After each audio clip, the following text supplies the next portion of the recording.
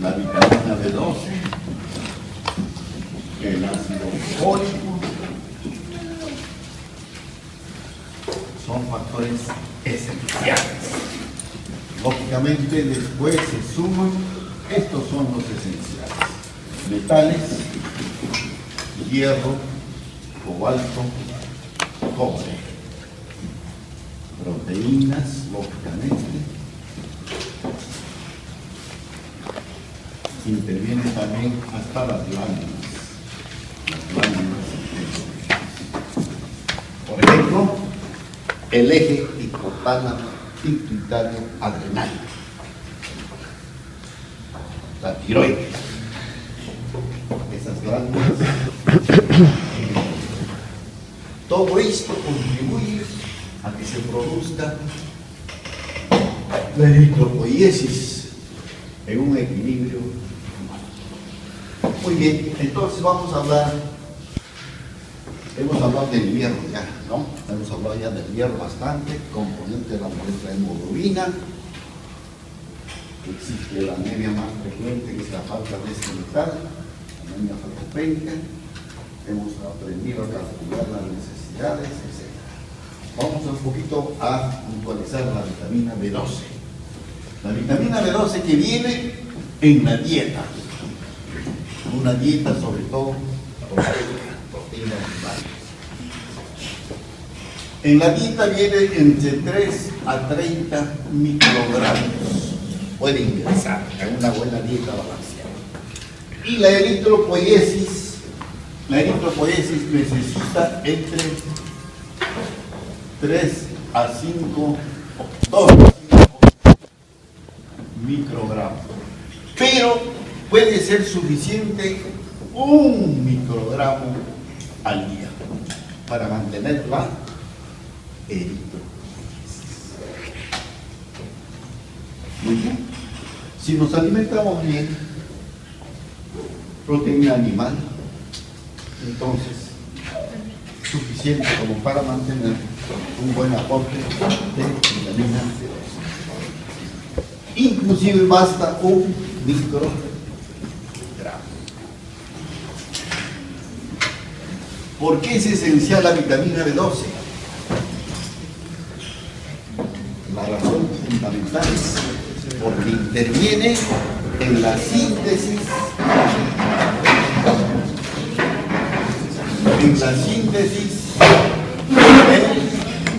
del ácido ribonucleico,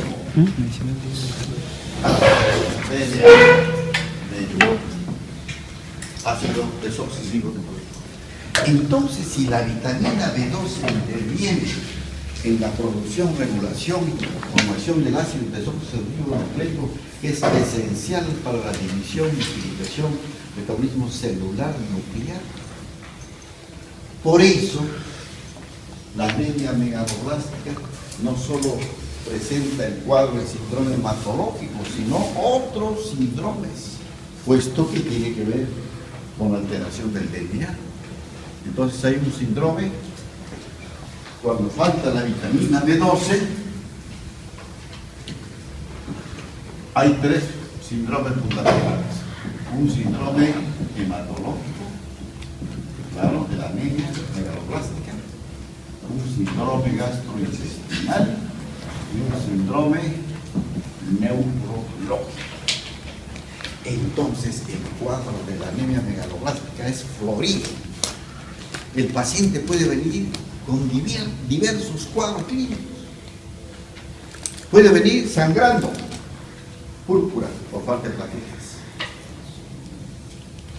Puede venir con un trastorno intestinal, síndrome de mala absorción, o gastritis atrófica. Puede venir con un trastorno neurológico, trastornos en la marcha, trastornos de la contracción muscular, relajación, trastornos de la sensibilidad profunda. El paciente tiende a caerse porque no siente el piso. Daño de cordón lateral y posterior. Síndrome neurológico. Daño de cordón posterior. Ustedes ya han estudiado neuro, ¿no? ¿Sí o no? ¿Han arrancado con un neuro? Entonces, ¿qué es el daño de cordón lateral y posterior? Por eso, trastorno de la marcha, sensibilidad profunda, falta de sensación de vibración, falta de contracción, relajación. Entonces, esto se llama degeneración subaguda combinada, lógicamente, cordón posterior, cordón lateral. Entonces, síndrome neurológico. Entonces, de repente el paciente lo deriva a neurología, de repente lo deriva a gastroenterología, de repente lo deriva a psiquiatría, porque hay un trastorno mental, psicosis paranoia. ¿Ve qué tal cuadro clínico tan complejo? Y finalmente, de repente dicen, ¿qué pasa? Cuando ya ven que realmente valoran que está haciendo anemia crónica, cada vez peor, recién lo envían a hematología y hematología diagnostica el problema. Entonces, el síndrome hematológico es florido, es una anemia macrocítica, megalocítica, megaloblástica. O sea, megalocítica, megalo grande, cito célula, célula grande. Segmentados metamielocitos gigantes, glóbulos rojos grandes, más de 8 micras, y médula ósea poblada, embalsada, que no madura, hiperplasia, que se traduce en una frase, la médula ósea. Hiperplasia, gran población. Hiperplasia roja, porque está a expensas de la serie roja. ¿Y qué tipo de hiperplasia roja? Megaloblástica. Listo, en 3 palabras, el diagnóstico del trastorno central. Hiperplasia, o sea, la médula está hiperpoblada. ¿A expensas de qué célula? La serie roja. ¿Y qué tipo de maduración? Célula grande, macrocítica, megaloblástica. Hiperplasia roja megaloblástica en la médula. Y hemos dicho en la sangre periférica, ¿qué signo? Desviación de derecha. Polisegmentación de los neutrófilos. Basta que veamos un segmentado con 7, 8 lóbulos, eso es desviación derecha. Eso está relacionado a la falta de vitamina.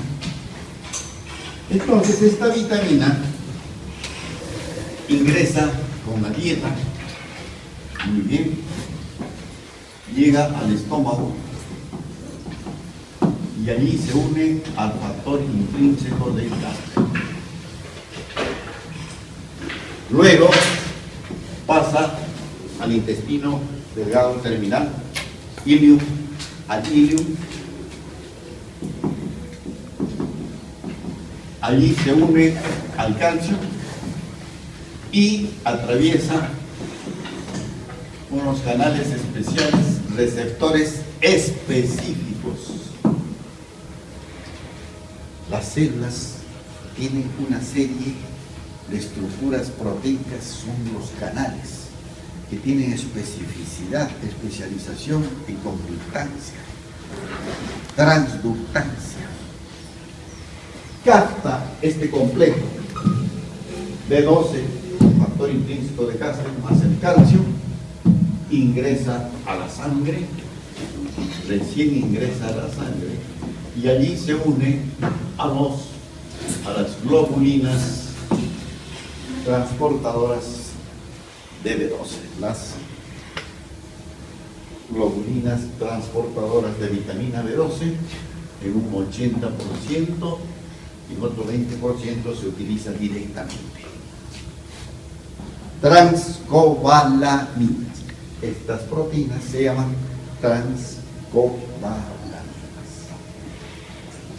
Listo, hemos esquematizado el ingreso, el recorrido de la vitamina B12. entonces podemos fácilmente deducir las causas de anemia megaloblástica. Problema en la dieta.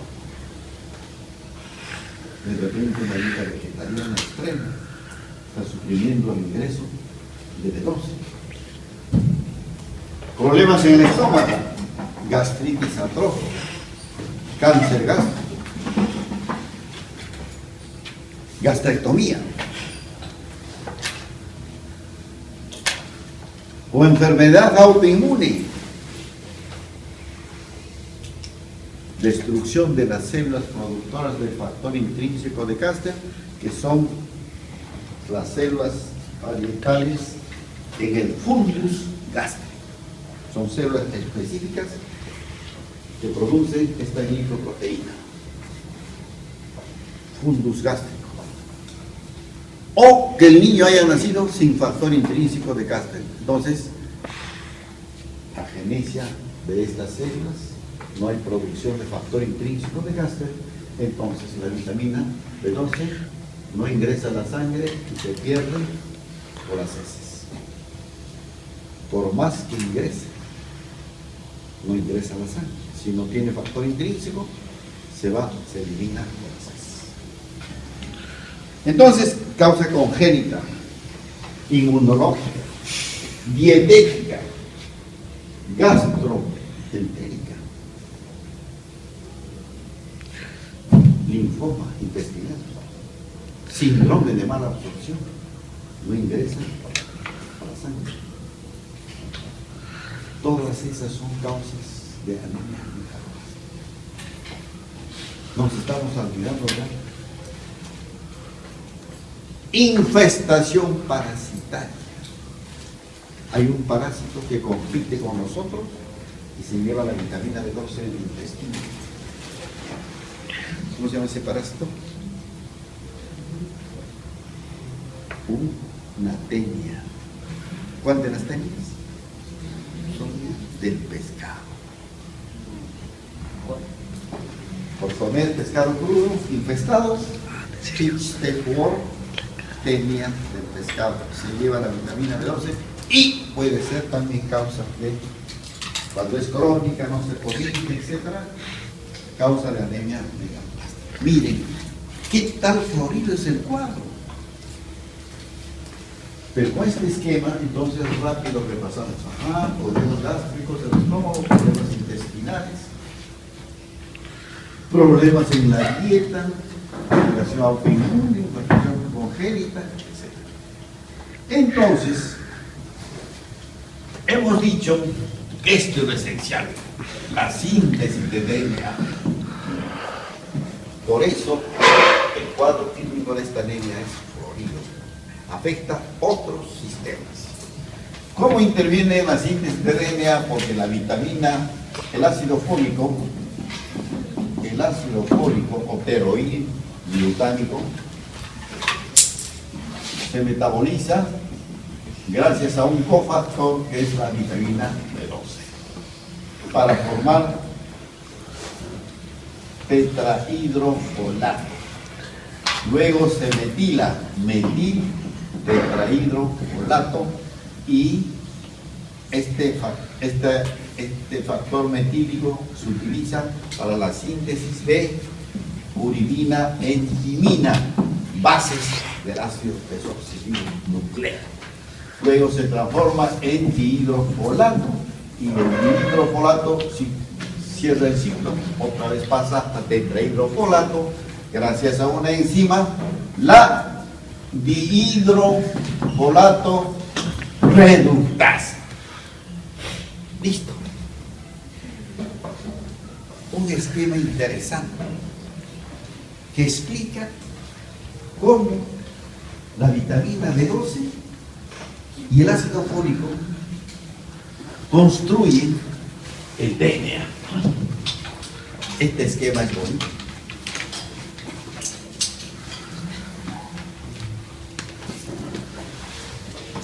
Sintetiza y nos recuerda cómo se forma el DNA.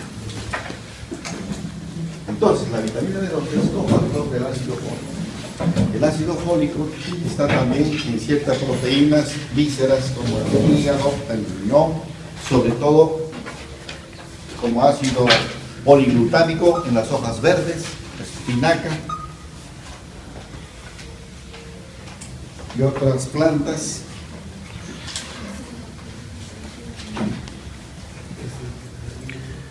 Ricas en ácido fólico en folato. El ácido poliglutámico que está en la naturaleza se transforma en ácido monoglutámico en el intestino proximal. La vitamina B12 es en el intestino distal.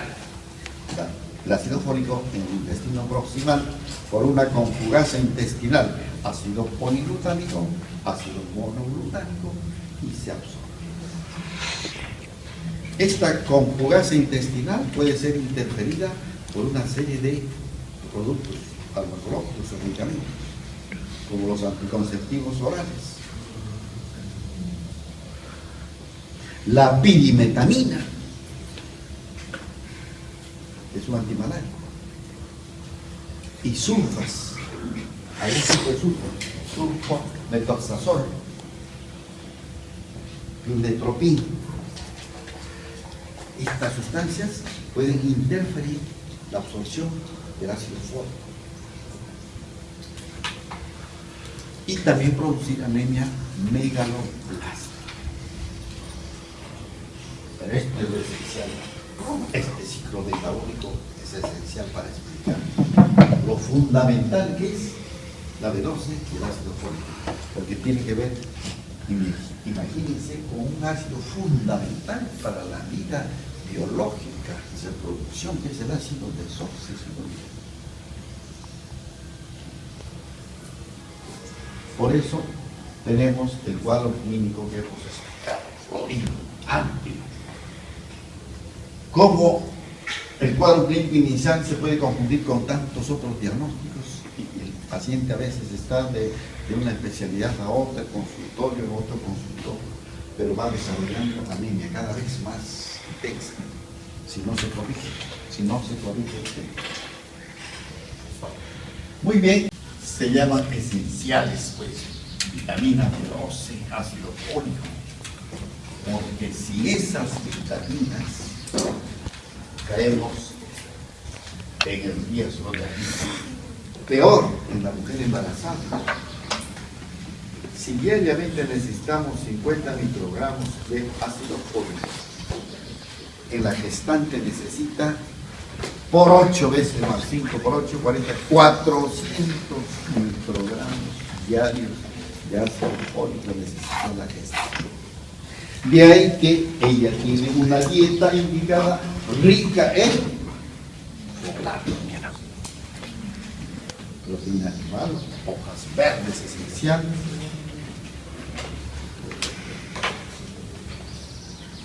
espinaca, espárragos, etc. Dieta, ensalada rica en necesita cuatro. Que si la gestante no consume suficiente ácido fólico, entra en riesgo de presentar como el niño enfermedades congénitas, daño del canal medular espinal, espina bífida, por ejemplo. Entonces hay que cuidar mucho esto. Buen aporte de vitaminas de ácido fólico. Y lógicamente ya sabemos su hierro tiene que estar normal, como hemos hablado. Entonces tiene un aporte vitamínico a base de hierro, ácido fólico, vitamina B12. Factores esenciales. Y acá hemos puesto, ¿qué hemos puesto acá?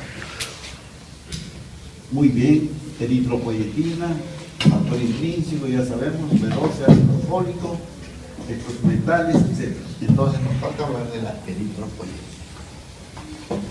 Antes que esto, entonces la vitamina B12 embalsada en la sangre 200 a 900 microgramos y el ácido fólico de 7 a 20 nanogramos por mililitro.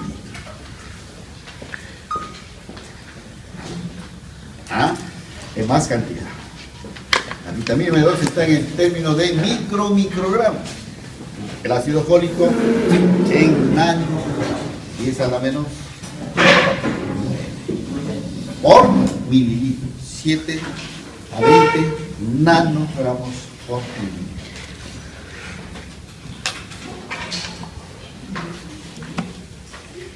Nosotros tenemos una gran reserva de vitamina B12, alrededor de 5.000 microgramos en la masa muscular y en el hígado, 1.500 en el hígado, 3.500 en la masa muscular, 5.000 microgramos.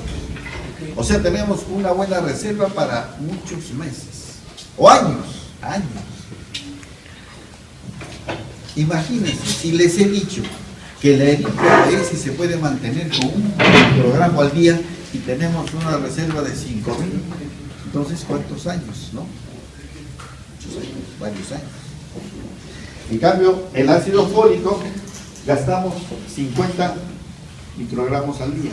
Tenemos una reserva de 5 a 10.000.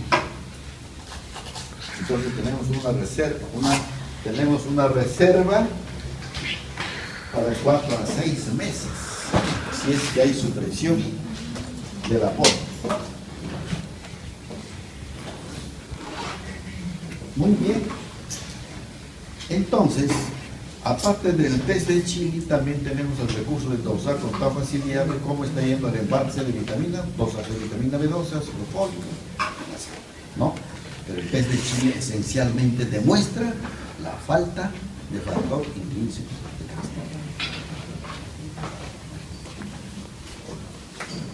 Cuando la célula madre stem cell se divide en 2 células llamadas, ¿cómo se llama?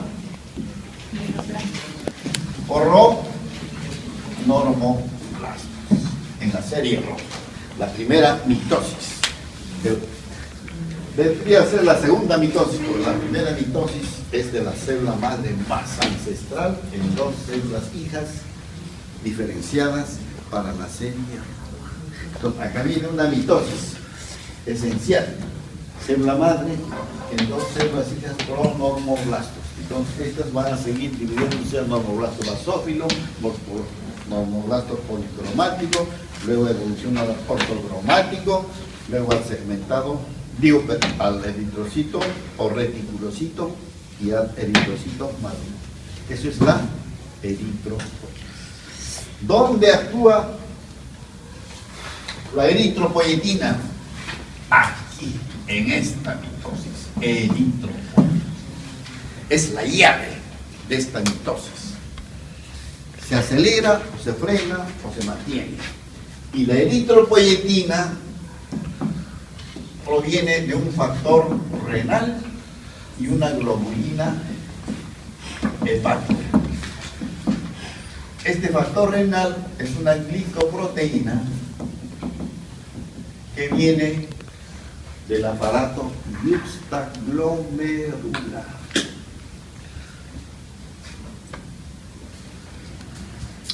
Aparato juxtaglomerular. Cerca del glomérulo hay un grupo de células especializadas, específicas, que generan este factor renal, que al unirse a una globulina hepática, que casi nunca va a entrar, es una proteína hepática, ¿no?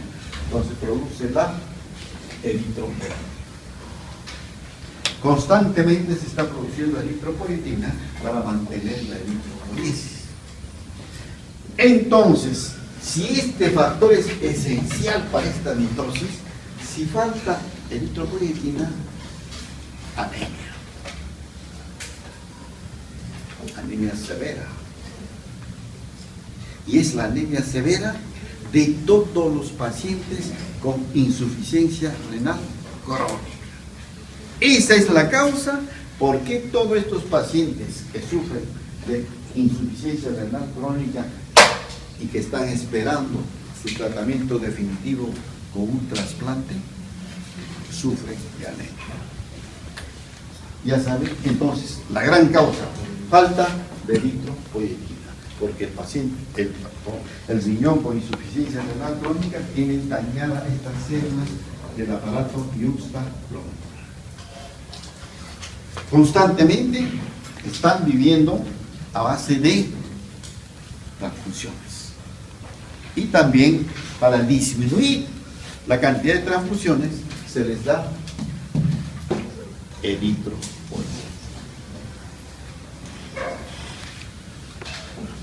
Habrán escuchado muchas veces que en el campo del deporte han querido abusar de este goce.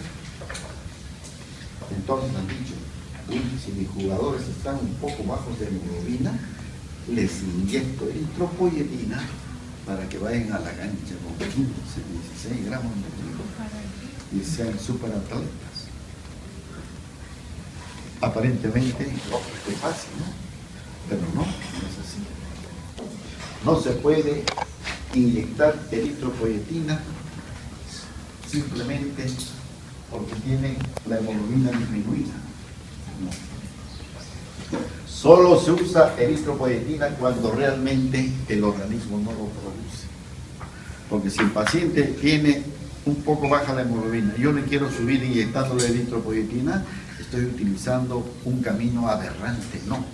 Su problema es otras causas, de repente multifactoriales, de repente dieta, de repente hierro, u otros factores.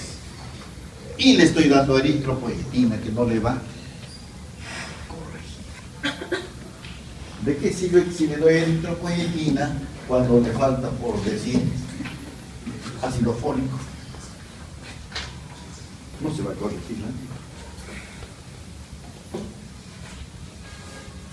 Porque habrá un envase de estas células grandes que no maduran, que no llegan hasta la producción normal, porque les faltan elementos esenciales. Así que eso le da al deportista eritropoyetina, no. Al contrario, tiene expresiones clínicas diversas. No es posible.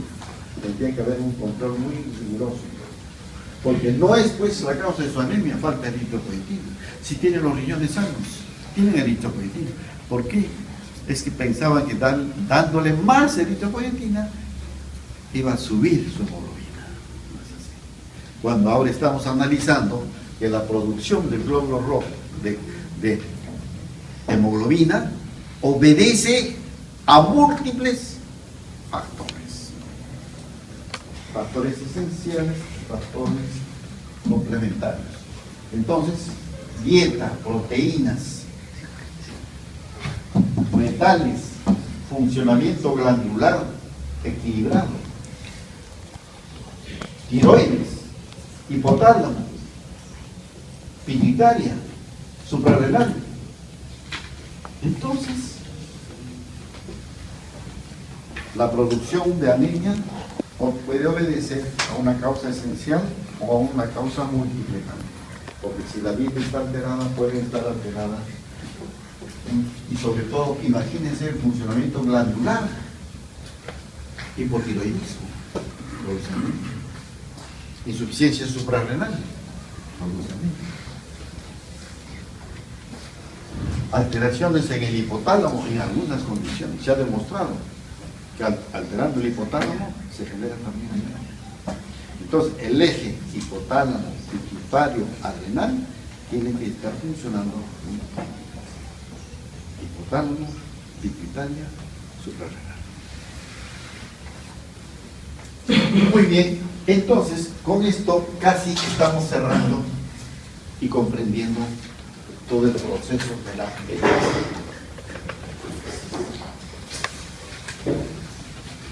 ampliando lo que hemos estado hablando en las clases anteriores.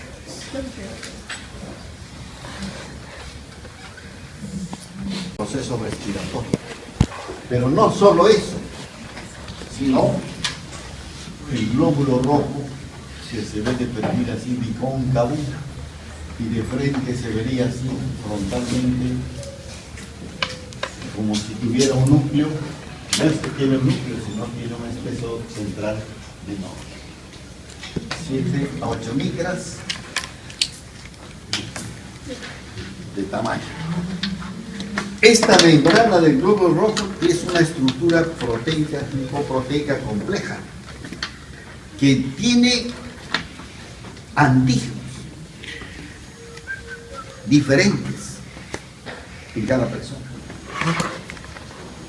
En los inicios de la transfusión sanguínea se atrevieron a hacer transfusiones heroicas cuando el paciente ya pues estaba por morir o había perdido tanta sangre.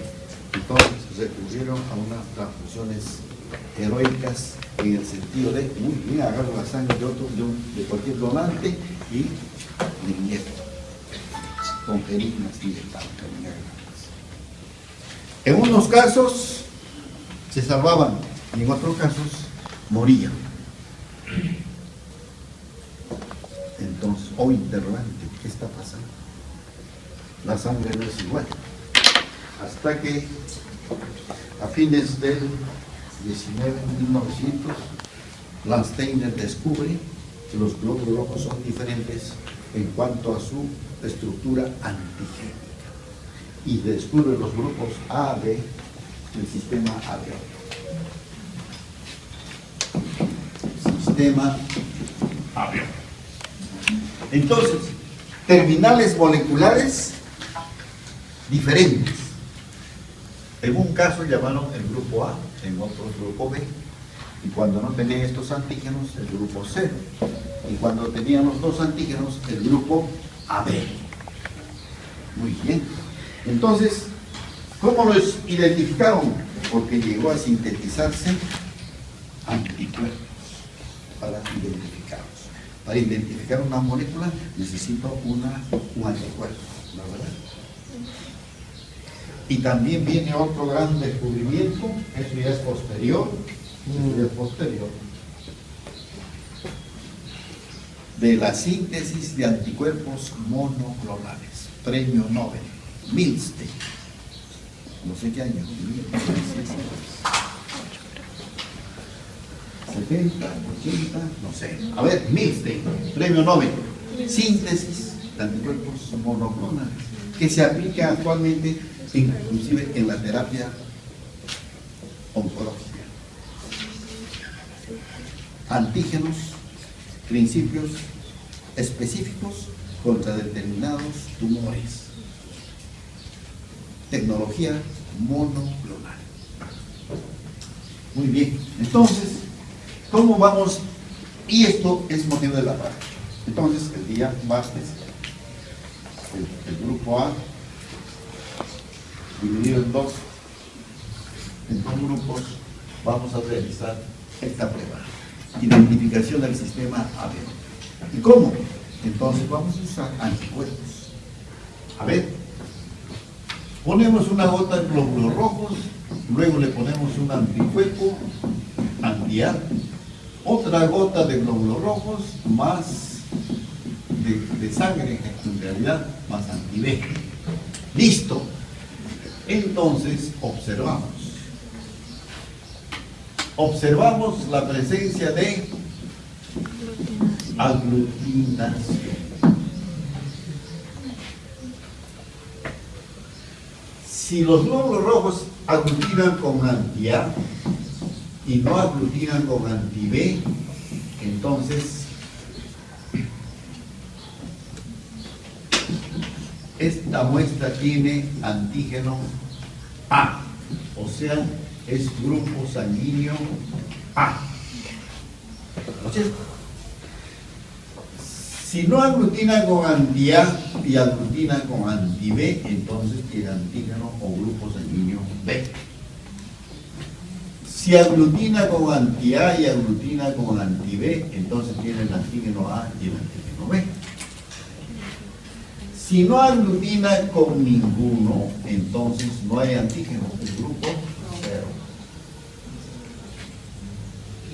Pero este grupo 0, estos que no tienen antígeno A y anti-B, tienen una sustancia precursora, molecular, precursora de los antígenos A y B, precursora nada más, que es la sustancia H. Pero expresamos y vemos en la lámina, mezclando esas dos gotas, mezclamos y vemos que no hay aglutinación. Entonces, concluimos que no tiene antígenos A y B, y por eso es grupo O. Esta expresión que estamos leyendo acá es el fenotipo.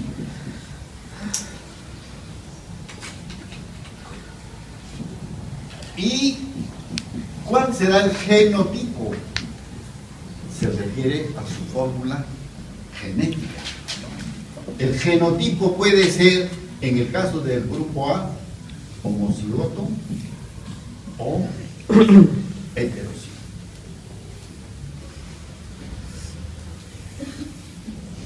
Porque un gen se hereda del padre y otro gen se hereda de la madre. No. Si los padres son de grupo A, con genes tienen grupo A, puede resultar el hijo AA genotípicamente, o AO.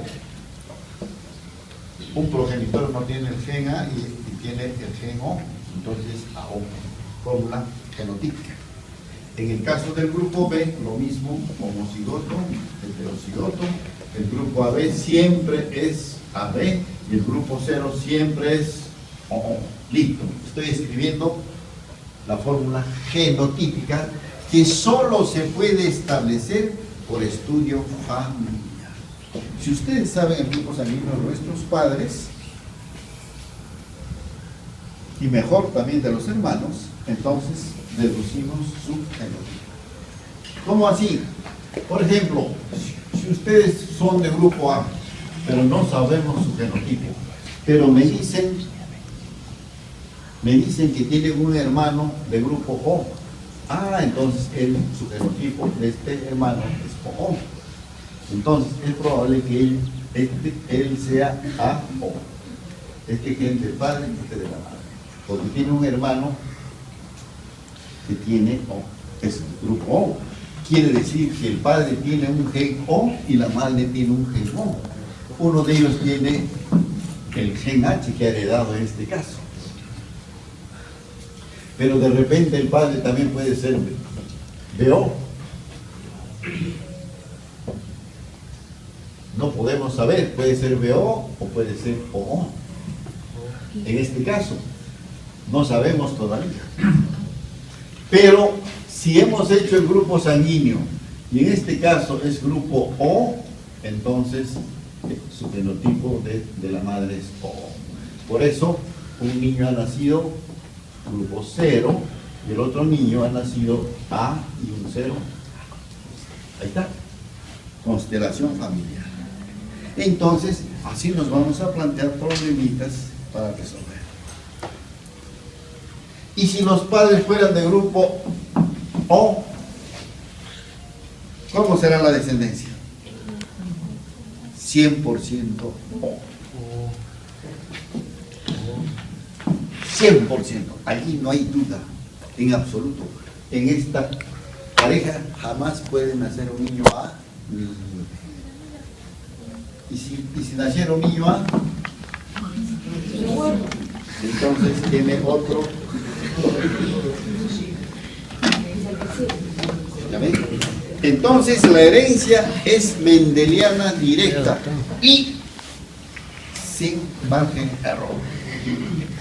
Quiere decir que por la identificación de los antígenos, la fórmula genética, podemos excluir la paternidad, pero no 100%, porque hay casos de posibilidades.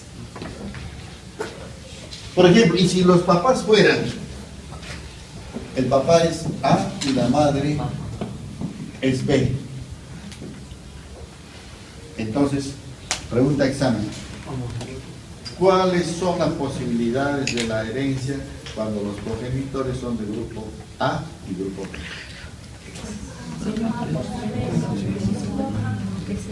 Ella dice 100% AB.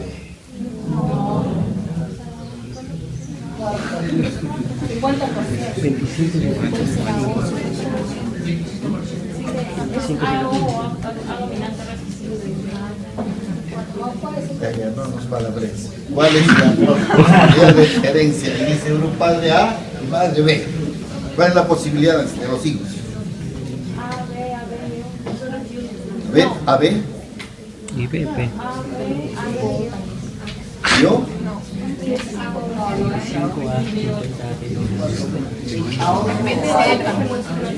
4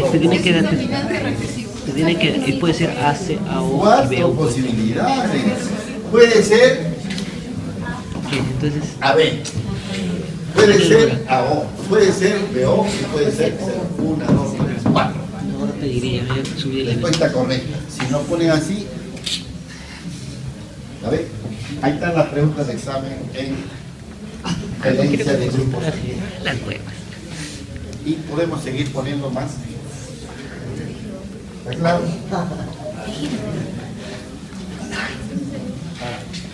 Solo que tienen que tener un poco de cuidado. Si solo les estoy diciendo padre A y madre B, no les estoy diciendo si son homocigotos, si son heterocigotos. Se supone toda la posibilidad. Si el padre es A, puede ser homocigoto, A, puede ser también AO. Entonces, considero la máxima posibilidad AO, entonces AO con BO, van todos los grupos. Entonces, en ese caso, no podemos excluir la paternidad, porque pueden tener todos los grupos. Entonces, tenemos que recurrir a otro sistema. Al RH y por último al DNA. Allí ya no hay 100%. Todo lo que están escuchando, ¿no?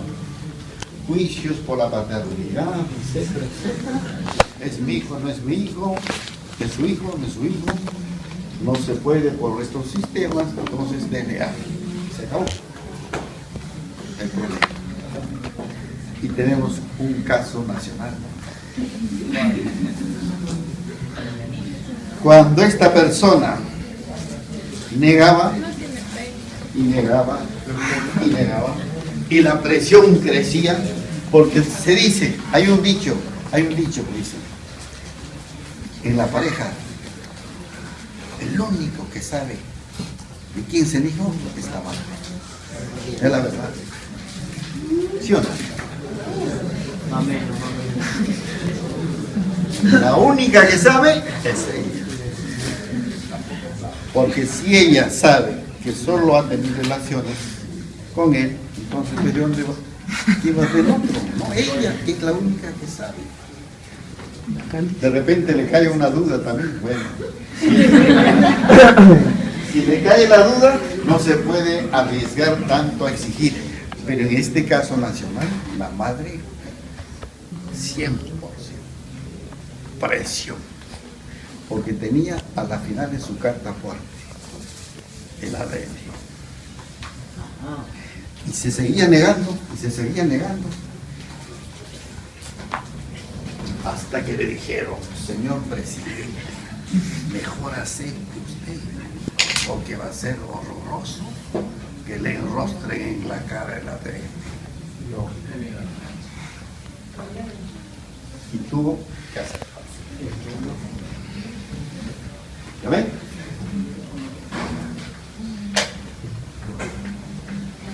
Estudio genético, por eso este sistema es infalible. Claro, la herencia es infalible. Pero como existen posibilidades en algunos casos, no se puede excluir 100% o establecer 100%. Muy bien, esto vamos a hacer en la práctica, pero falta algo. La sangre del grupo A tiene aglutininas o anticuerpos naturales en su plasma. El grupo A tiene anti-B y el grupo B tiene anti-A y el grupo AB no tiene aglutininas Y el grupo O tiene anti-A y anti-B. Muy bien. Entonces, podemos dibujar cómo es la sangre A, cómo es la sangre B, cómo es la sangre B. ¿Podemos dibujar? Sí. A ver, voy a dibujar. Si yo digo, voy a dibujar la sangre A, acá está el glóbulo rojo A, entonces acá tienen en el plasma anti-B. ¿Sí o no? Entonces, en base a esto, establecemos 100% seguro la compatibilidad sanguínea en cuanto a este sistema. No nos podemos equivocar. Error absoluto, cero. De lo contrario, matamos al paciente. En términos de transfusión. Entonces, acá viene un axioma del banco de sangre. El error en el banco de sangre debe ser del cero absoluto. Y en una junta, una reunión grande del hospital, eso lo dije, y lamentablemente uno de mis, un colega dijo, pero presidía, había directores, administradores, entonces dijo, pero, ¿cómo va a ser el cero absoluto? Siempre existe un margen de error. ¿Sí lo dijo? Entonces le contesté. Si aceptamos un margen de error en la transfusión sanguínea, entonces estamos aceptando un porcentaje de muerte. Hay que aceptarlo. Como si estuviéramos en los tiempos medievales todavía. ¿Cómo que vamos a aceptar un porcentaje de muerte por transfusión sanguínea si esto puede irse a la seguridad máxima? No puedo pues entregar una sangre incompatible a un paciente si estoy estudiando su grupo sanguíneo. No puede haber. Entonces aceptaremos que al entregar sangre, al realizar transfusión sanguínea, tenemos que aceptar un 5, un 2% de muertes. Imposible. Si tienen ustedes un paciente, saben su grupo sanguíneo, bien seguro, y saben bien la bolsa que le van a entregar. Tampoco no se van a basar porque la bolsa en el banco de sangre está clasificada y dice grupo A en el conservador, y de frente entrego esta bolsa. No, estoy de turno en el banco de sangre, bajo la bolsa y le hago el grupo sanguíneo. Por más que dice en el libro, por más que dice está codificada, etcétera, etcétera, nuevamente para entregar, y yo le hago el grupo. Entonces estoy 100%, y si puede haber habido un error anterior en la tipificación. De repente han entrado 15, 20, 50 bolsas, y en el proceso, qué sé yo, de repente fue entonces un error ahí, pero no, hay otro filtro, pues hay otros filtros. Para entrar al conservador ya está clasificada, ya está con toda la serología negativa, lista por la transfusión. Se le ha hecho estudios serológicos, etcétera, todo, ¿no? No tiene hepatitis B, VIH, chaya, todo, citomegalovirus, etcétera. Listo. Pero esto no puede fallar. De color verde y amarillo, amarillo es anti-B, el azul es anti-A. El color simplemente es para facilitar más la identificación. Y el RH es anti-D, transparente. ¿A qué se refiere? El sistema RH también utilizamos una gota de glóbulos rojos más el anticuerpo que es anti-B mayúscula, y luego viene aglutinación positiva, quiere decir que es RH positivo, porque tiene el antígeno. Y si no aglutina, entonces RH negativo. Este es el fenotipo, lo que estamos viendo. Y el genotipo, ¿cuál sería el genotipo? RH positivo puede ser D mayúscula, D. Homocigoto. Ambos casos RH positivo, porque tiene el antígeno D. RH positivo quiere decir presencia de D. RH negativo es homocigoto de minúscula E. No tiene el antígeno D. Listo. En 2 minutos hemos hecho el grupo AB y el RH. Porque se debe mover los pocitos, la lámina, máximo 2 minutos. Y vemos la reacción. Si pasamos de 2 minutos, podemos confundirnos y llegar a procesos de coagulación y vamos a confundir la coagulación con la aglutinación. Pero 2 minutos suficiente. Lo vemos y vemos. ¿Aglutina o no aglutina? Grupo AB, ABO y RH. Listo, 2 minutos. Claro, sobre esto podemos hablar mucho, como miren, ya casi media hora estamos hablando sobre esto. De esto, por eso, 2 padres RH positivos pueden tener un niño RH negativo. ¿Cómo así? Porque los papás son heterocigotos. Entonces nace un niño RH negativo. ¿Está? ¿Sí o no? Entonces, padres RH negativos pueden tener un niño RH positivo. ¿Qué dices? Depende. Jamás. Porque si los papás son RH negativos, ¿de dónde va a nacer el antígeno D mayúscula? No hay. Pero si son así. 100%. No, si los padres son RH negativo. 100%. Y si hay un niño así, no es de los dos. ¿Ya ven? Entonces, sistema de O, sistema también debe ser por algo.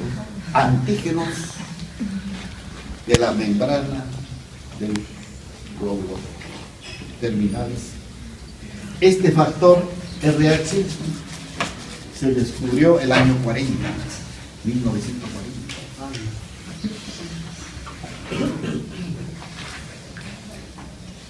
Y 30 años después recién le reconocen y le dan un premio. ¡Qué ingratitud! Entonces, el descubrimiento de los grupos sanguíneos me parece que es más importante que el viaje a la luna.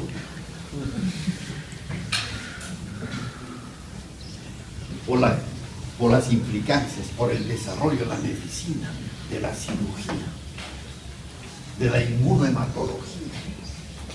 Antes de esto,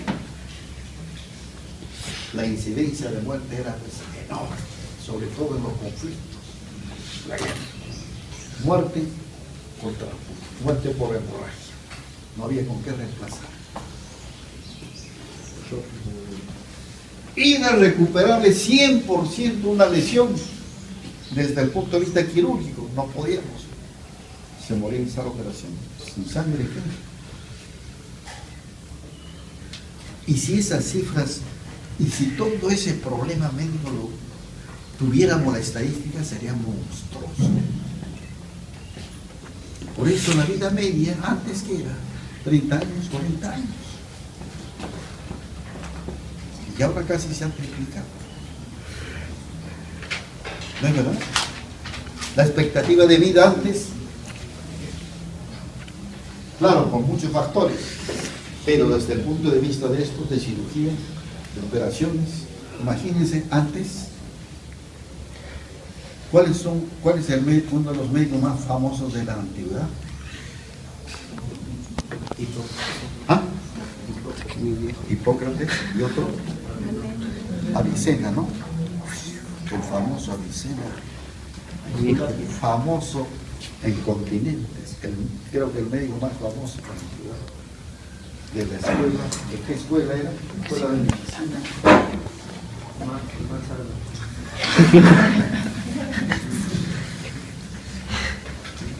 Este médico famoso no sabía lo que era, en esa época se llamaba enfermedad del costado. Se morían los pacientes, no sabía. Y era un gran maestro y profesor. Pero uno de sus alumnos, entre comillas, se rebeló y comenzó a investigar. En esa época era terminantemente prohibido la disección de cadáveres. Pobre el que disecaba un cadáver, lo quemaban vivo. Por implicancias de la religión, conceptos y dogmas errantes, pues así evoluciona nuestra mente. Imagínense si nosotros ahora viéramos, calificamos y viéramos esos problemas. ¿Por qué va a estar prohibido disecar un cadáver? Hay que investigar, eso no es faltar respeto, cosas no. La medicina tiene que investigarse. Enfermedad de costado, no sabía. Y eso que estamos hablando del más famoso del mundo, ¿no? Enfermedad de costado, no sabía de qué se moría. Empezaba con un dolor abdominal, a veces alto, después se localizaba y le daban todo tipo de medicinas de esa época, igualito se moría. ¿De qué se trataba? Apendicitis. ¿Ven? Pero este alumno comienza en la clandestinidad a abrir el abdomen de estos pacientes y descubrió que el intestino grueso inicial tenía un apéndice. Y este famoso médico Avicena decía que nuestra anatomía era igualita a la del cerdo. ¿Cómo vamos a tener un apéndice? El cerdo no tiene apéndice. No, su alumno descubrió que sí teníamos un apéndice. Y ese apéndice, todo lo tenía. Y en este caso, en este tipo de muerte, ese apéndice estaba inflamado, urgente y abierto. O sea, morían de peritonitis. Así, esa es la historia antigua de este problema médico. Y todo esto lo capté en una obra, en una obra, no en la historia de la medicina, porque de repente la historia de la medicina también va a tergiversarse por mantener el prestigio de estos grandes hombres, grandes maestros de la antigüedad. Avicena, en una obra que se llama El Médico.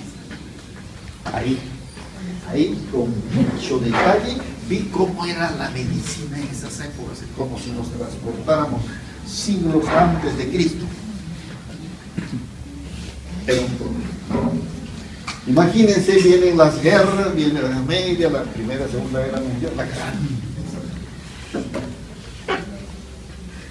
la cirugía de campaña, los hospitales de campaña no podían funcionar, no había perfusión de sangre, no se podía recuperar, los pacientes se morían fácil de una fractura abierta, una lesión vascular, abdominal, qué sé yo. No podíamos operar porque no teníamos este recurso. Entonces ahora fácilmente un paciente se programa. Y ayer en la clase anterior les dije, y si está con anemia, no hay problema, se le transfunde y listo, va a hacer operaciones con hemoglobina normal. Porque no puede ir con hemoglobina baja a recibir anestesia general. Ese paciente puede despertar con secuelas, por falta de perfusión, falta de oxigenación cerebral. Imposible darle anestesia general a un paciente con anemia. Entonces, en la práctica, vamos a hacer esto rápido, grupos allí, y en la práctica también hemos dicho que vamos a hacer pruebas de coagulación. Y ya les he explicado cómo va a ser el tiempo de sangría. Para estudiar si el paciente o el alumno tiene plaquetas normales y plaquetas funcionales. De manera que la lesión en el óvulo de la oreja deja de sangrar. Y tomamos el tiempo y debe estar entre 1 y 4 minutos. Ya hemos dicho, el óvulo de la oreja comienza a sangrar. Recogemos en un papel filtro, listo, cesó, hemos tomado el tiempo ya, con una lanceta estéril. Tiempo de sangría método de View. Hay otro método de Ivy, pero el método de Ivy hace una lesión que deja cicatriz. Esto es. En cambio, un punzón, una lantecita en el hombro, no pasa nada. Ni siquiera duele. A ver, pelíquense el hombro, casi no duele. Porque está pobremente inervado. Por eso ella se pone su arete como si nada, les han puesto sin anestesia. Funciona. Es muy mal. ¿Acaso te han puesto anestesia? De frente, un corchito atrás, aspirín y el tiempo de coagulación vamos a realizarlo tomando una muestra venosa y colocando en 3 tubitos. 3 tubos. 2 mililitros de sangre en cada tubo, tubo 1, 2, 3. Tomamos el tiempo y el tiempo corre. Jesús,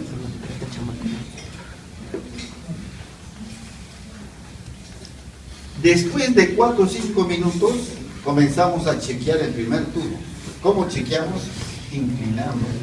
Entonces, la superficie se va a inclinar, que todavía no ha coagulado por gravedad.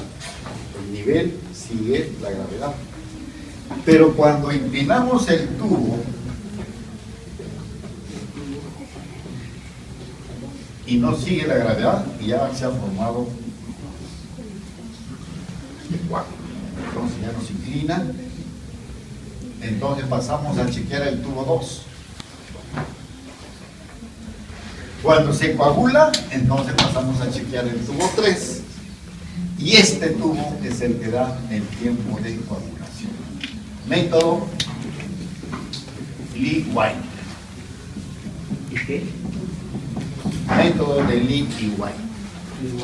Entonces, ustedes se preguntarán, ¿y por qué el tiempo de coagulación es diferente en los 3 tubos?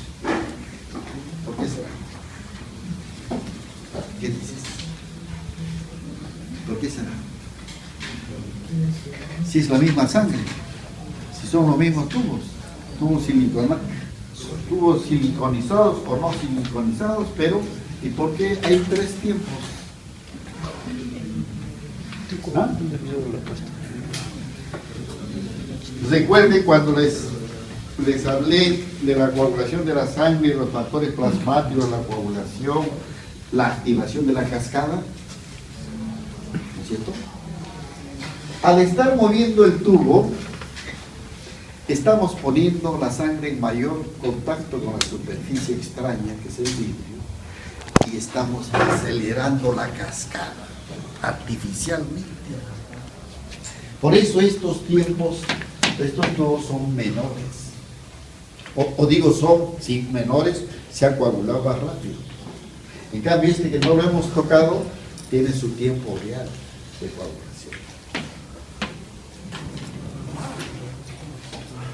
¿De acuerdo? Por eso.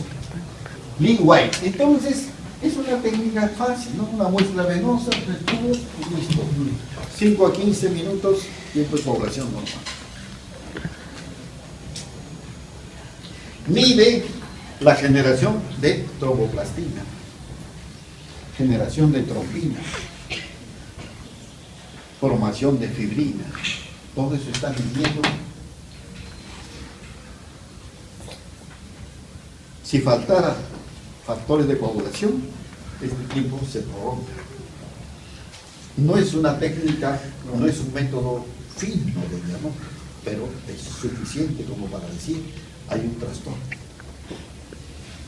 Lo otro mide plaquetas y calidad de plaquetas. Esto mide el pool de la cascada. Si está alterado, entonces de repente el tiempo de coagulación prolongado simplemente puede ser falta del factor 2, Hageman. ¿Sí? Así cursa. O que puede deberse a que faltan varios factores de la vía intrínseca o de la extrínseca, o de repente de la fase clínica. no podemos establecer finamente el diagnóstico. Entonces, viene el complemento del tiempo de protrombina y el tiempo parcial de tromboplastina. 1, 2, 3, 4 pruebas fundamentales que no se pueden obviar para evaluar un paciente programado para cirugía.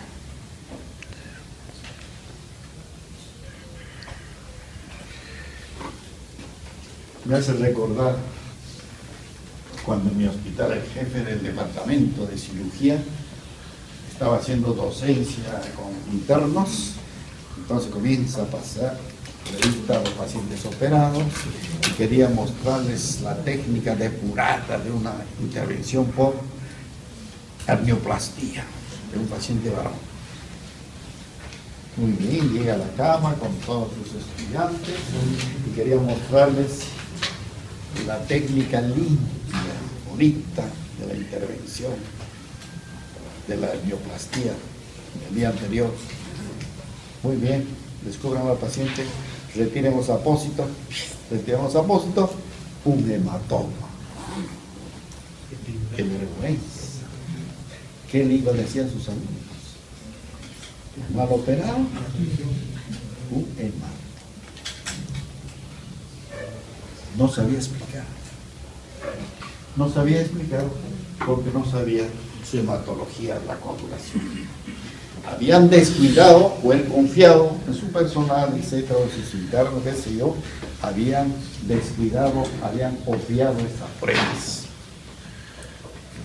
Y cuando lo estudiábamos, le faltaba el 12, era deficiencia del 12, por eso tenía un tiempo de coagulación prolongado. Entonces, por no haber hecho esa prueba, entonces quedó muy mal el profesor de cirugía, un maestro del departamento. Un cirujano no solamente tiene que ser un artista con las manos de coser, suturar bonito, tiene que ser un clínico. Está preparado. Para operar tiene que pensar en eso. Tiene que estar bien evaluado. ¿Cuántas cosas pueden pasar? Que el paciente está aparentemente asintomático y se va a develar en el acto quirúrgico o en el postquirúrgico.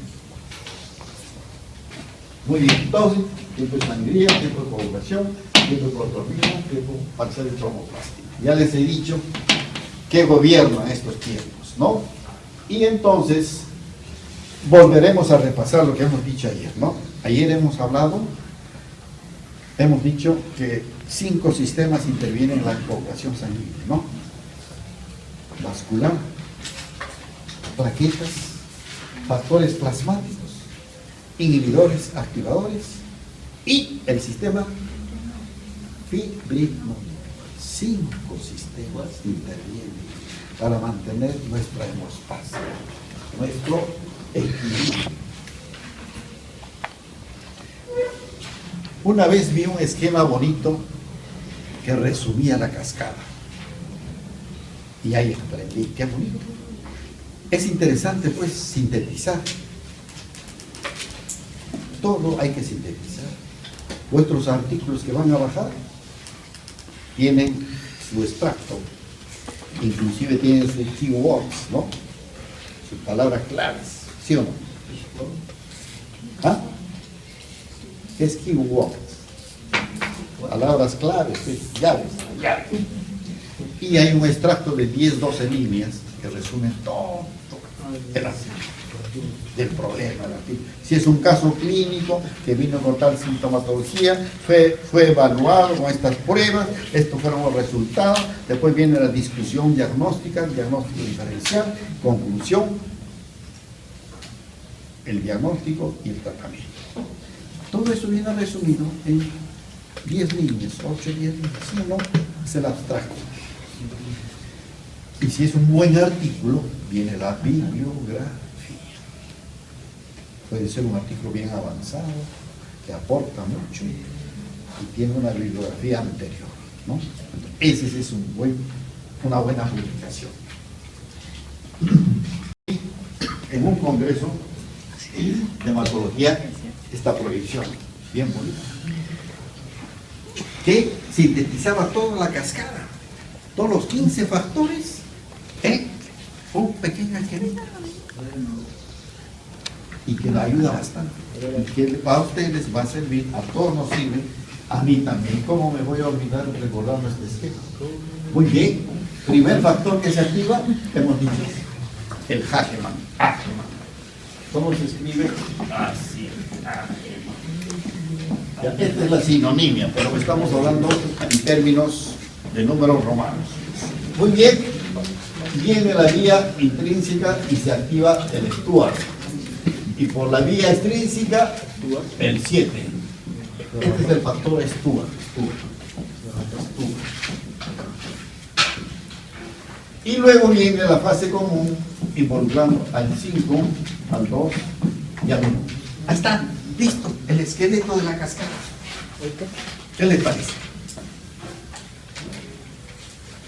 Entonces, se está volviendo bien fácil esto. Listo, una Y. Un brazo largo derecho, dos brazos y una vía completa. Una Y. ¿No? Listo, ahí está la cascada. No, ella dice, no. ¿Dónde están los 15 factores? Acá hay solamente 1, 2, 3, 4, 5, 6. Faltan 9. Ya, pues lo completan. Qué fácil. Ya saben acá, después del 12 viene la activación del 11, del 9, del 8. En la vía extrínseca está la tromboplastina tisular, el 3, el calcio, el fosfolípido plaquetario. Listo. 11, 9, 8. Cuando se activa el 8, se suma el calcio, fosfolípido plaquetario. Cuando se activa el 10, se activa el 5. El 6 no es más que el 5 activado. ¿Ya? Y se va a generar la trombina. El 2 es la protrombina, ¿no es cierto? Que va a generar la trombina. Y va a transformar el 1, que es el fibrinol. El primer factor es el 1. Y va a formar la fibrina. Listo. Pero ya no estoy garabateando el cuadrito, ¿no? Pero todo esto ya está, ustedes ya lo tienen en la lista. Acá está el factor 3, tromboplastina tisular. También ahí se suma el calcio y factor plaquetario para activar por esta vía al Stuart, que es el 10. Luego se activa el 5. El 6 no es más que el 5 activado. Luego la protrombina, el 2, genera la trombina.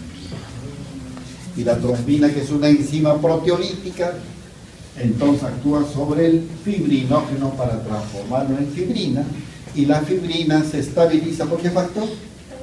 Por el 13. Listo, ya está.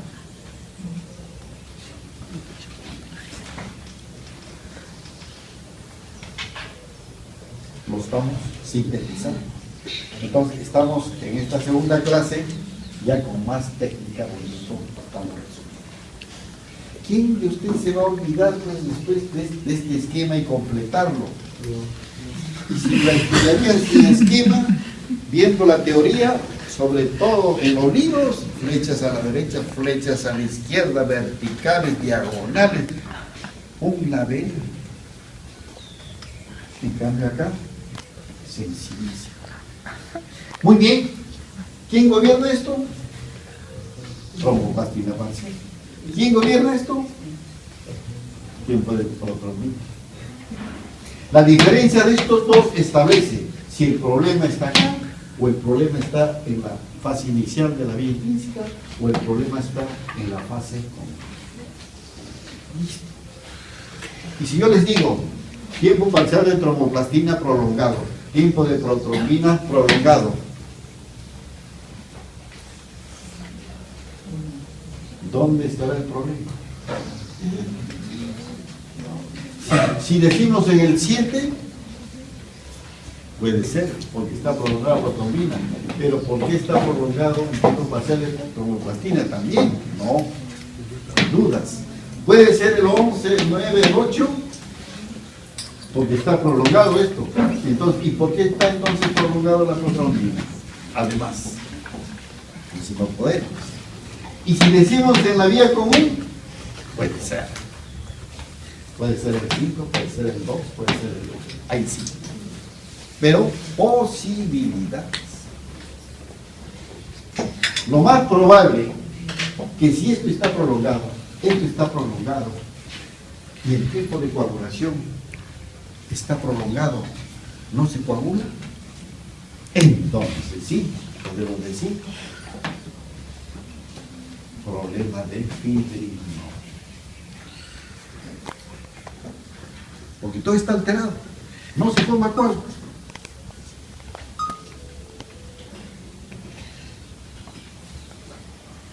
Afibrinogenemia congénita. Y los trastornos del fibrinógeno pueden ser de 3 modalidades: proteína ausente, A; proteína disminuida, hipofibrinogénemia; proteína presente pero anormal, disfibrinogénemia. 3 modalidades congénitas, hereditarias. La fibrinogenemia congénita es un trastorno raro, de incidencia rara en el mundo. Cuando tuve mi paciente y revisé la literatura, les dije había apenas 80 casos en tantos años.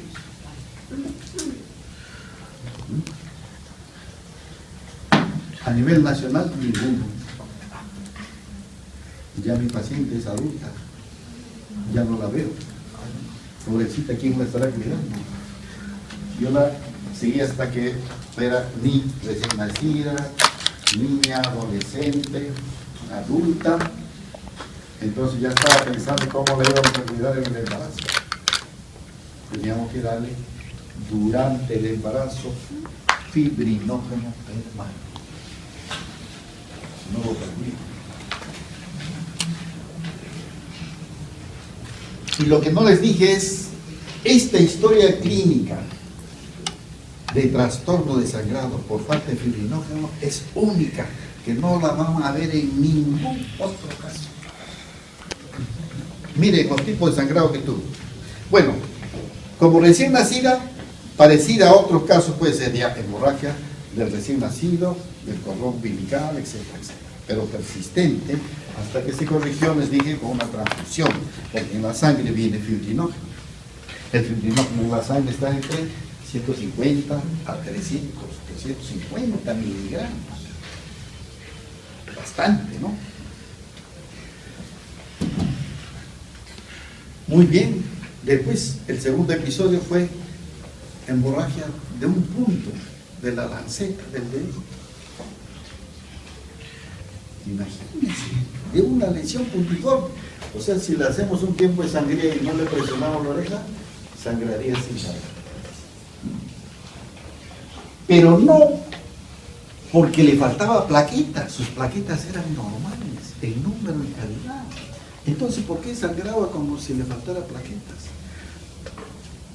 Porque las plaquetas utilizan fibrinógeno. La agregación plaquetaria se potencia con el fibrinógeno. Microgramos de fibrinógeno están utilizando las plaquetas en su agregación. Por eso esta niña sangraba también por lesiones pequeñas. El tercer episodio ya fue interesante. Ya niña, adolescente, comenzó a menstruar, comenzó a ovular, y un día viene emergencia con hemorragia abdominal.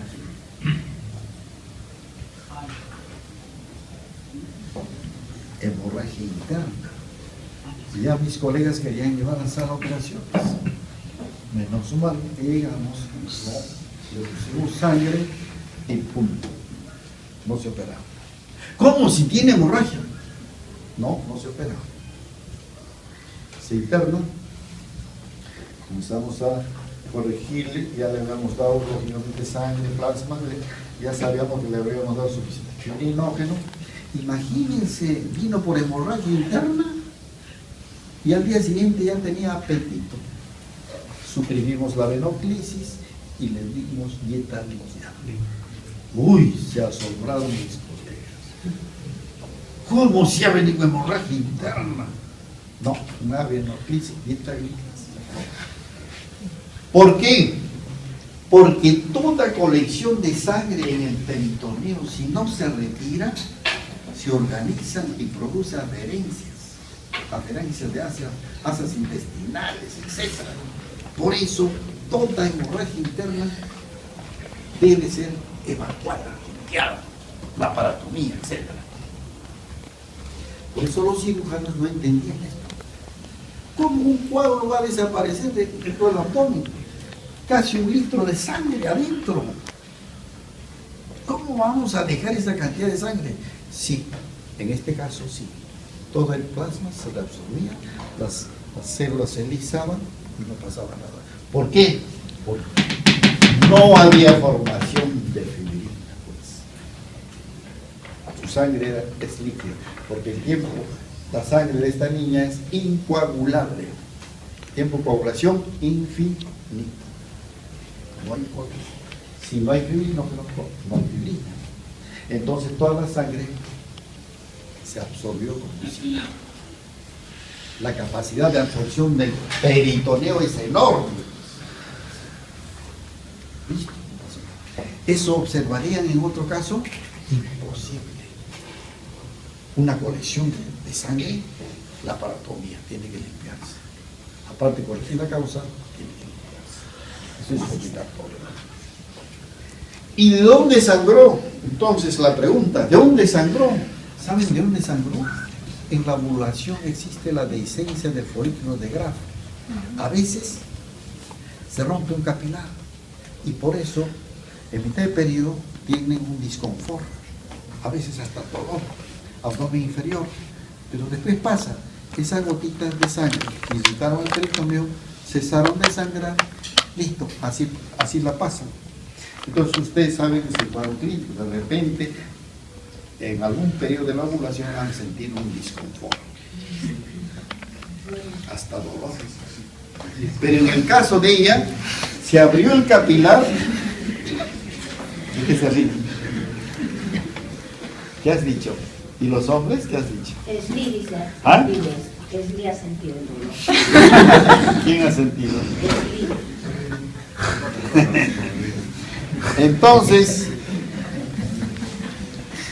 en el caso de la niña, se abrió el capilar y goteo continuo, llegó a presentar hemorragia interna importante. Ese es el cuadro más interesante, que no puede presentarse y no se presenta cuando una persona tiene su fibrinógeno normal, a pesar que se produce la dehiscencia del folículo de Graf. Puede haber ruptura capilar, puede presentarse. Ella no tuvo ningún trauma, no hubo lesión, nada. Ese es un caso único, causa única de una hemorragia interna. Importante. Que para los cirujanos es de necesidad quirúrgica, lógicamente, pero no. Podemos corregirlo, se frena, se limpia totalmente. Muy bien, entonces, ¿les gusta este esquema? Lo podemos completar con los inhibidores, activadores, con el sistema fibrinolítico, con el sistema antifibrinolítico. Como hemos hecho, pero ya lo hemos dibujado ayer, ¿no? O ha salido un poco así, enmarañado. Ahora lo haremos más limpio. Ya no ponemos tantas letras. Entonces, ¿dónde están los activadores de la coagulación sanguínea? ¿Dónde los ponemos?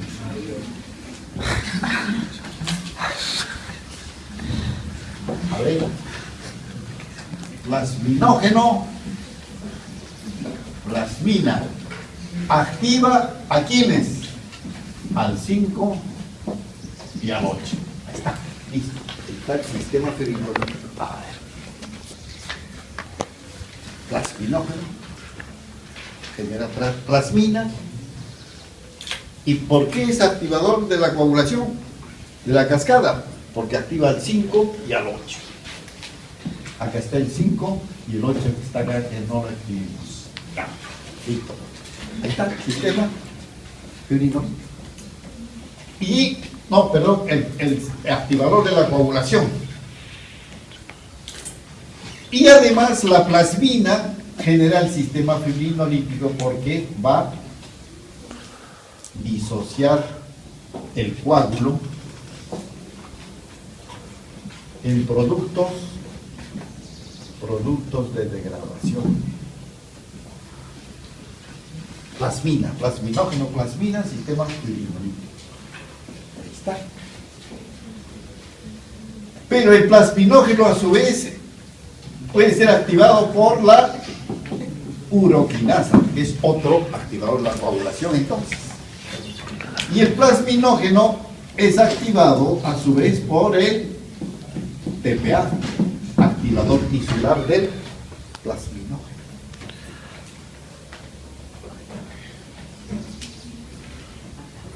Listo. Activadores y sistemas fibrinolíticos. ¿Y los inhibidores? Muy bien, mejor los ponemos por acá. Tenemos, para no enmarañar esto, si acá he puesto los activadores, a ver, trabajaría acá con los inhibidores. Acá tenemos la antitrombina 3. Muy bien. Luego tenemos la proteína C. Y también la proteína S, que es su cofactor, inhibidores de la coagulación. La antitrombina 3 inhibe ¿a quiénes? Al 10, al 9 y al 7. Inhibición. Y la proteína C inhibe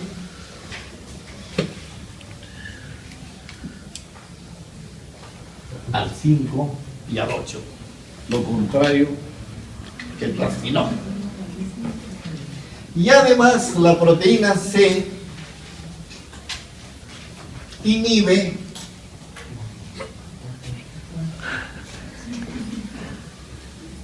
al PAI-1, que es un inactivador del TPA.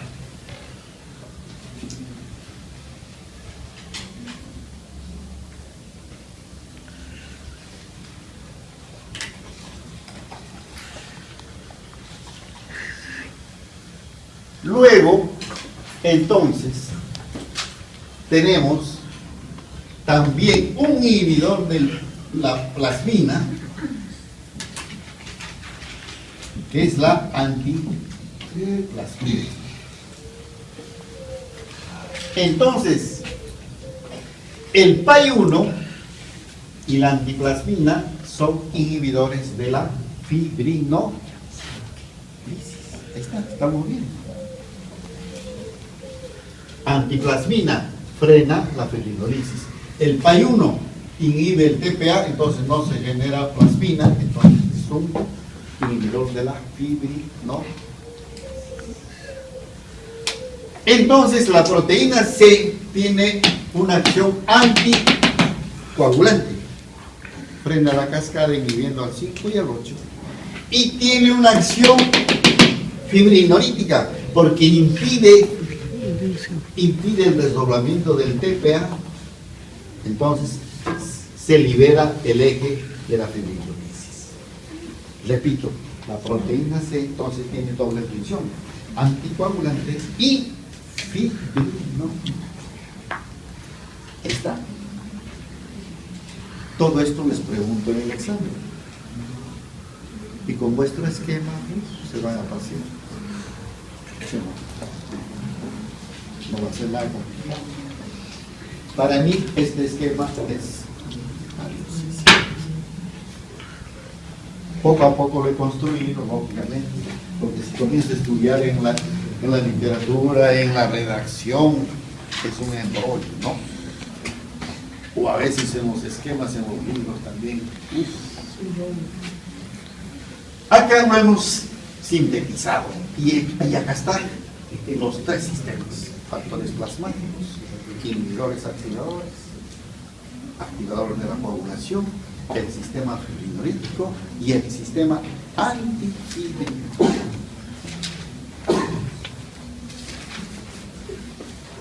Entonces, ¿cuál sería vuestro repaso? Muy bien, cierran todos sus datos y comienzan a dibujar el esquema. Primero la cascada, ¿no? ¿Cuáles son los activadores? ¿Cuáles son los activadores? El sistema fibrinolítico. Y si quieren completarlo después, acá viene el factor 13, acá viene el 11, el 9, el 8, calcio fosfolípido, calcio fosfolípido, calcio fosfolípido, que se llama principio activador de la protrombina. ¿Cuáles son? El 10, el 5, el calcio y el fosfolípido. Ahí está. ¿Vale? Principio activador de la protrombina. El 10 activado, el 5 activado, el calcio y el fosfolípido. La protrombina se transforma en esta enzima protrombina. Sedimentación, muy bien, cargamos un tubo de Winthrop que está graduado, es un tubazo grande, acá cero, todo está graduado así, cargamos la sangre hasta acá y tomamos tiempo y leemos sedimentación milímetros a la hora. Listo, los glóbulos rojos comienzan a descender y listo. ¿Y cuántos milímetros ha descendido la sangre? Ya, es sencillo. Ya lo sabes, delitos. No es una prueba diagnóstica, pero es de ayuda. No vamos a decir, pero si es sedimentación nos va a dar el diagnóstico. No. Se altera en múltiples situaciones clínicas. Por ejemplo, lógico, en anemia, procesos inflamatorios, artritis.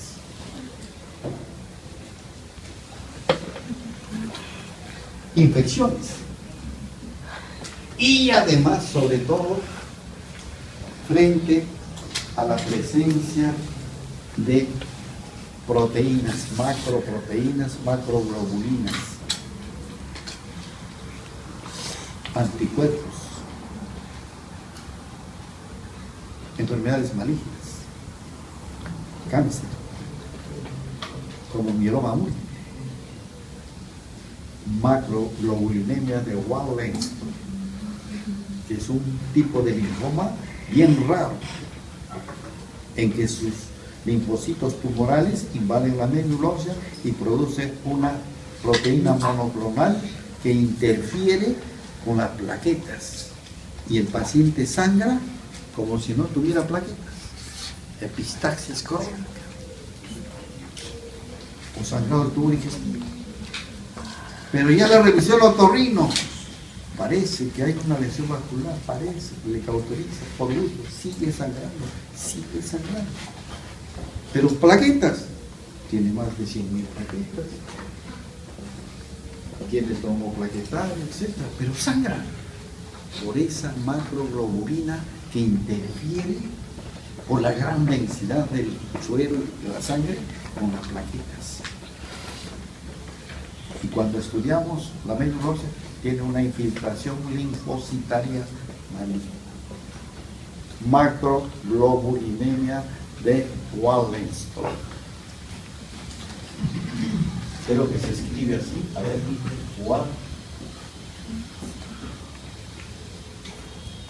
Waldenström. Puntitos en la O. Creo que es holandés.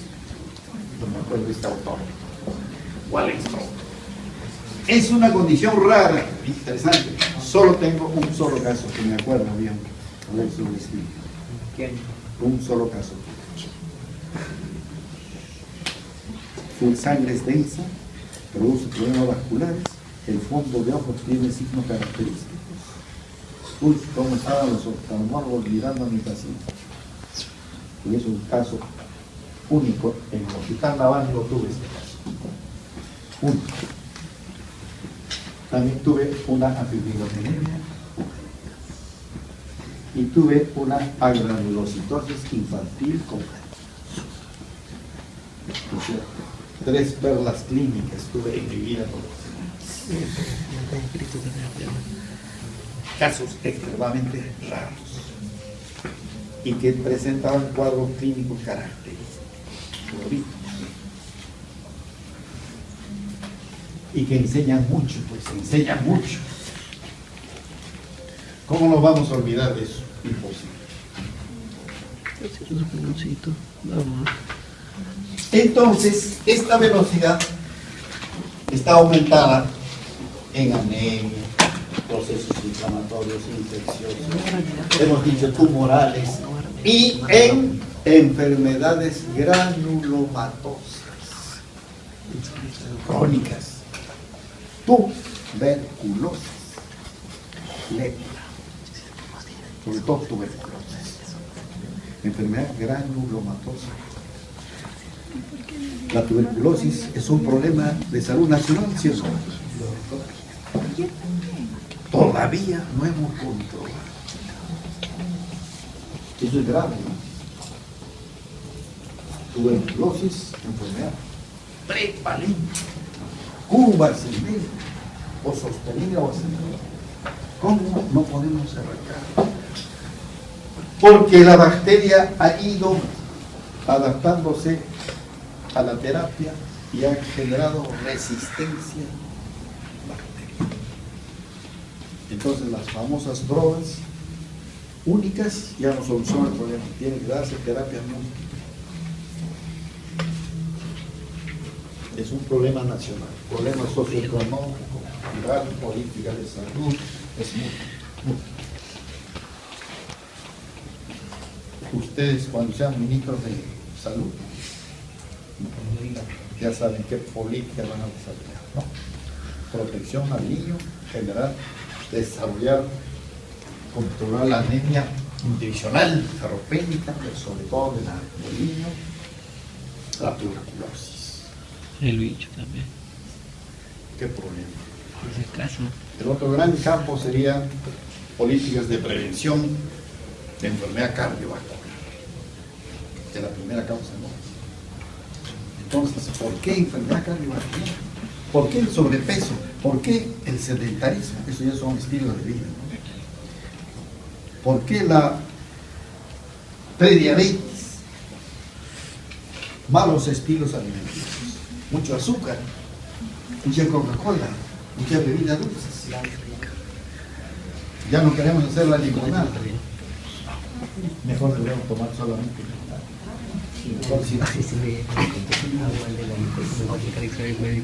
Y mantenernos en un peso ideal.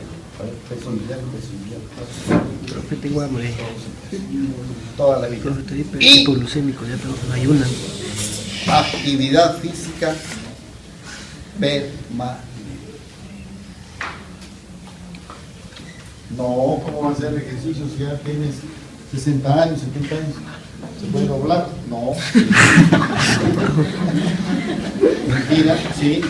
Igual se tiene que levantar temprano. Igual se tiene que levantar temprano, hacer de todo. En la casa hay mucho que Para hacer. más tiempo la muerte, Caminar, distraerse, bailar, lo que quieran. Listo. Actividad física Vamos a correr. permanente. Entonces sí, la expectativa de vida va a ser prolongada y los años maduros van a ser sin problema. O queremos cargar una enfermedad crónica a los años maduros. Qué terrible, ¿no? Hipertensión, tomando pastillas todos los días, ¿qué es esto? Cargando al hígado de repente, demasiado. Profe, ya, no tomes el... Entonces, todas esas ideas ya desde ahora tienen que ir pensando y nos vamos preparando para la clínica. Entonces, Bravo. bien, tiempo sangría, coagulación, velocidad de sedimentación, antígenos, sistema BO, sistema RH. Eso es toda la práctica, en minutos. Vamos. Pero falta una, que sí demora, un poquito. Cuando nosotros estudiemos la capacidad de resistencia osmótica de la membrana del glóbulo rojo. El glóbulo rojo mantiene su morfología, lógicamente, en el plasma, ¿verdad? Pero también mantiene su morfología en una solución de una concentración conocida de cloruro de sodio, lo que se llama el suelo. ¿Cuánto? 85 por mil o 0,85% de cloruro, ¿no? 0,85 gramos de cloruro de sodio, solución fisiológica, y él mantiene su morfología. Pero ¿qué pasa cuando lo ponemos el glóbulo rojo en soluciones cada vez más hipotónicas? O sea, menos cloruro de sodio, menos cloruro de sodio, 0,85, 0,70, 0,6, 0,4, 0,12. ¿Qué pasa con esto? Miren, el glóbulo rojo comienza a hincharse. ¿Por qué? ¿Por qué está hinchado? Muy bien, porque está ingresando agua. ¿Cuánto quieres perder? Porque la mayor densidad del glóbulo rojo es un medio hipertónico y esto es hipotónico. Entonces, por ley de membranas, ingresa de este espacio al espacio, ingresa agua. Sigue ingresando agua porque la cosa está más hipotónica hasta que se convierte en una esfera, porque sigue ingresando agua. Ya se convirtió en un esferocito. Pero la membrana tiene una resistencia. Eso se llama resistencia osmótica. Todavía resiste. Pero sigue ingresando agua, porque estamos poniendo en soluciones más hipotónicas. Entonces vemos esto. Uy, bien. ¿Qué pasó acá? Ya me ingresa agua, si no, sale. Eso se llama hemólisis. Reventó la membrana, explota el glóbulo, se libera toda la hemoglobina al medio y lo tiñe totalmente el tubito. Mientras los tubitos se mantenían límpidos, sobre todo en los primeros tubos, cuando empieza la hemólisis, comienza a teñirse. Y ahí, más allá a la derecha, más hipotónico, todo ya está teñido. Mientras que los tubos que están a este lado están turbios, porque están los glóbulos rojos en suspensión y además, si los centrifugamos, toditos se van abajo y forman un botón. En estos tubos, si los centrifugamos, todo está acá, un botón. Y esto está limpio. En cambio, en estos tubos, cuando ya empieza la hemólisis, en los primeros puede haber un pequeño sedimento, pero ya está teñido hasta que llega un punto en que ya no hay células íntegras y todo está teñido. Esto se llama hemólisis inicial y a partir de acá la hemólisis es total. ¿Y cómo vamos a observar esto? En los tubos que primero estamos observando esto. Miren, todos los glóbulos rojos se han ido al fondo porque han resistido hasta cierto grado la hipotonía. Pero cuando la hipotonía ha sido mayor, ha empezado ya a hemolizarse un porcentaje. Esa concentración de sal se llama hemólisis inicial. Y a partir de una determinada otra contracción más hipotónica, ya no hay botón pequeño, 100% hemolizado. Hemólisis inicial, hemólisis total. Esta diferencia establece la resistencia osmótica. Entonces, lo único que nos falta es ponerle números, matemática, cuantificar. ¿Y cómo vamos a ¿Cómo vamos a hacer eso? Es muy sencillo.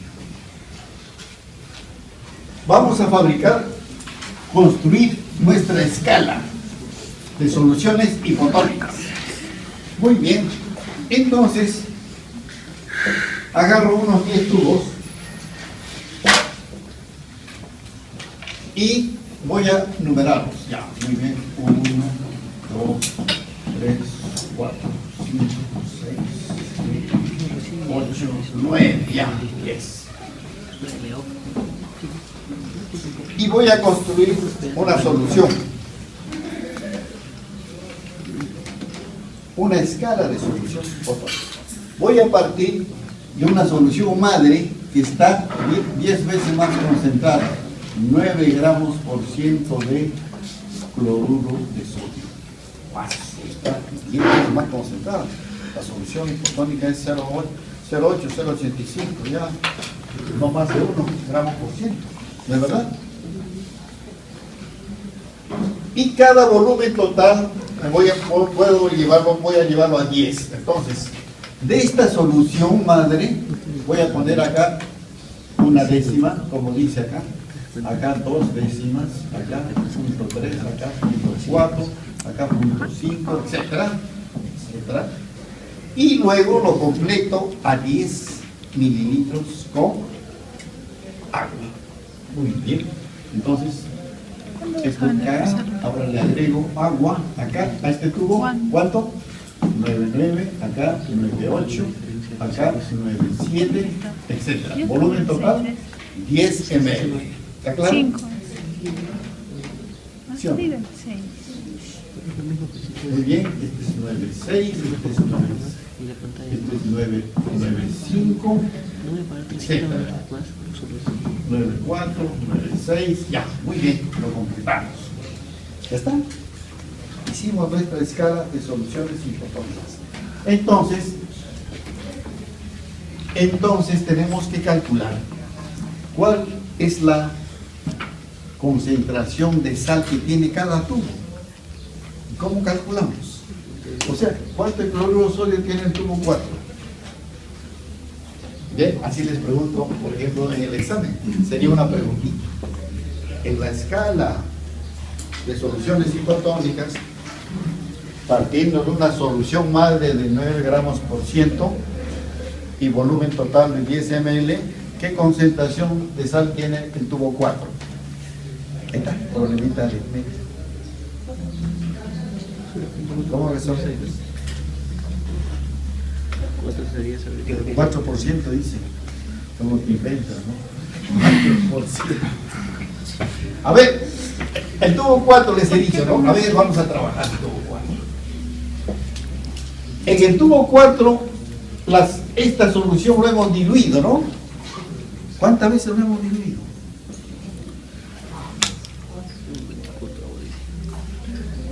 Claro, es necesario saber cuántas veces lo hemos diluido. Porque en el tubo 4 he puesto 4 décimas de la solución y lo he completado a 10 con 9,6. Entonces, ¿cuántas veces lo he diluido? Ustedes se han olvidado ya, han hecho bioquímica, ¿no? Han jugado con diluciones, ya han jugueteado con todo eso. Entonces, la pregunta es sencilla: ¿cuántas veces he diluido el cloruro de sodio en el tubo 4? Ah, qué fácil. ¿Cuánto es el volumen total? 10. ¿Entre cuánto de fracción le he puesto acá? Entre el punto 4. Igual. ¿Cuánto es? 10. Entonces recurrimos a su juguete, ya, 10 entre 4 igual 25 veces lo he hecho. Entonces acá pongo columna dilución. El tubo 4 lo hemos diluido 25 veces. Entonces, la pregunta final: ¿cuánto de cloruro de sodio por ciento tiene este tubo? 0,4. gramos por ciento. ¿Qué hacemos? También han trabajado ya esto en bioquímica. Diluciones, concentración. Qué fácil, qué fácil, qué fácil. Entonces, ¿cuánto tiene la solución madre? 9 gramos por ciento. ¿Cuántas veces lo hemos diluido? 25 veces. Ah, entonces, pues 9 entre 25. ¿Qué pasa? Entonces ponemos 9 entre 25 igual punto 36. Ah, es al revés. Yo estoy viendo 0,36 gramos por 27. ciento. Ya está. Ya pues basta con este ejemplo para que ustedes me completen todo el cuadro. O para que me respondan la concentración de cualquier tubo, ¿sí o no? Entonces lo primero que tienen que saber es su factor de dilución. Y listo. ¿Cuál es la concentración? 9 entre la dilución No, no sé. nos da No cabe. concentración salina. Ahí está. Entonces, si quieren jugar con fórmula, concentración igual 9 entre dilución. Listo. Primero calculamos la dilución. ¿Y cómo? Dilución es el volumen total. Entonces, el volumen total entre la fracción de la solución madre. El volumen 1 sería esto entre el volumen 2. Si esto es el volumen 1, esto es el volumen 2. Ya está. Si quieren jugar a fórmulas.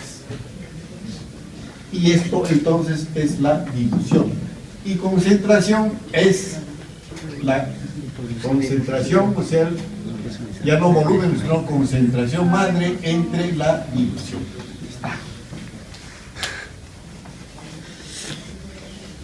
Entonces no vamos a estar perdiendo en el día de la práctica de estar explicando todo esto.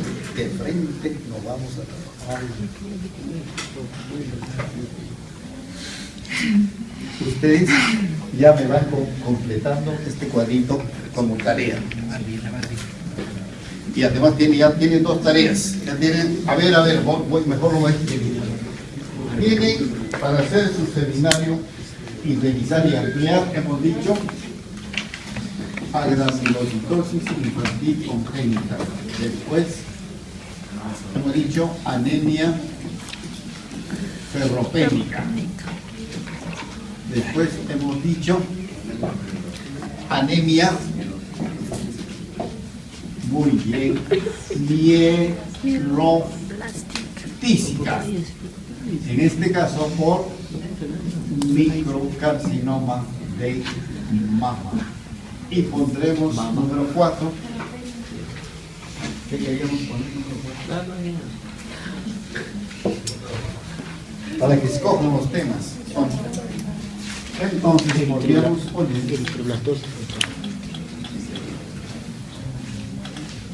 Ya no, profesor, más.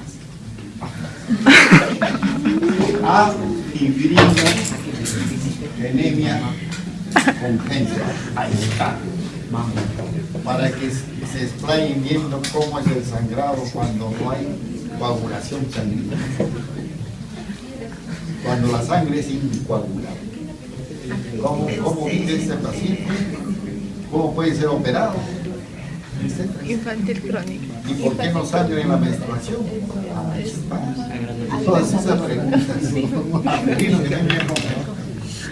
Entonces, 4 temas básicos que ustedes pueden buscar en la literatura o en internet y de repente bajan una historia. De repente a nivel nacional no va a haber en la literatura de repente está, y vamos a conocer cómo viven esos pacientes, cómo han sido diagnosticados, cómo viven y cómo se tratan. A ver, granulocitosis, una enfermedad congénita, globulón, anemia, problema de hierro y la mieloptística por el microcarcinoma de mama. ¿Por qué? ¿Por qué le queremos dar importancia a esto? Porque el cáncer de mama es uno de los cánceres más frecuentes la mujer. Y se diagnostica lógicamente clínicamente, ustedes mismos les enseñan cómo se deben investigar las mamas, Sí, sí. por palpación. Después viene el recurso de las pruebas